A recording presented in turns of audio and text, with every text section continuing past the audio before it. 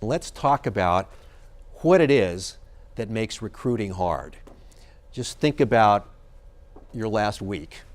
And let's take about 3 minutes, just talk among yourselves, and let's come up with a list of things that make recruiting, talent acquisition really hard. Everybody got it? Ready? Go.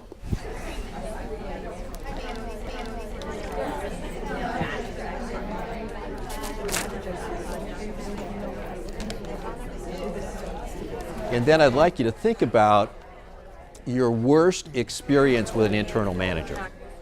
Now, just to kind of get you cooking here, you might think about the person who says, you know, I need a great person, but I only want to pay 20% less than everybody else is paying.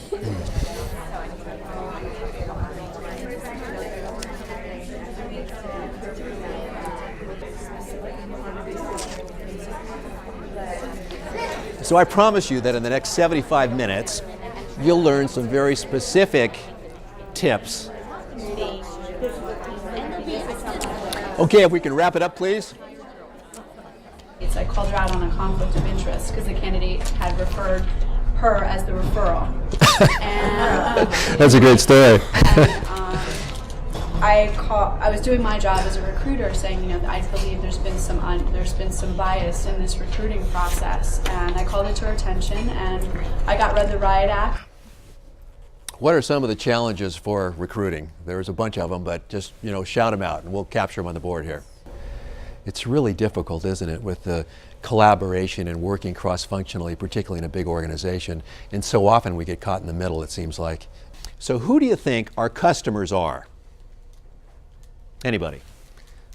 The candidate, the hiring manager? And how many people are having difficulty finding the right person for the job right now? Well, there you go. So you're not the only one. What's the best venue, do you think, for getting information from the hiring manager? Another thing that is important, I would assert, is the fact that our mindset, for whatever reason, has really been sort of one of a little bit subordinate to the internal client. Let me help you, blah, blah, blah, yada, yada, yada, rather than we are part of the business. Let me talk to you about how we can work together for the benefit of the business. Why isn't marketing or finance or everybody else in the organization a client? In a way, I mean, we're producing a service, we're increasing profitability for the company, we're making life better for them, they're going to get a bonus because of what we do, and we're really their client when you think about it. So how does a consultative approach relate to strategic impact anyway? Well, certainly talent acquisition and recruiting is a key leverage point to impact the organization. And when you think about it, you know, we're the experts in this whole thing. I mean, Jack might be a great marketing guy, hopefully he is, and you know, Sally might be a guru of R&D, but those folks really don't know very much about human resources or about talent acquisition. We know about that. I mean, we're the experts. We're the one that's guiding them and guiding the company. So I would challenge all of us to act like that. If you do nothing else, you want to make the candidate feel welcome and connect them.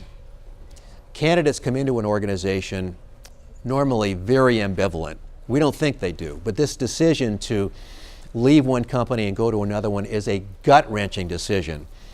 We've got to manage expectations. We have to bring in new ideas to drive best practices and benchmarks. And yes, we have to be of service, but we should be of service in a partner type role.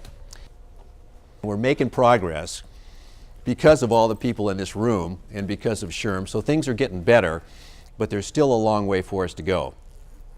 Thank you very much. It's been a pleasure having you here with me. Thank you. Bye-bye now. Thank you. Thank you. Sure, yeah, just send me an email and I'll come back to you with all the stuff. Thank you. Thanks very much for coming. Thank you for having me. Thanks, Vinny. Oh, thank you very much for coming.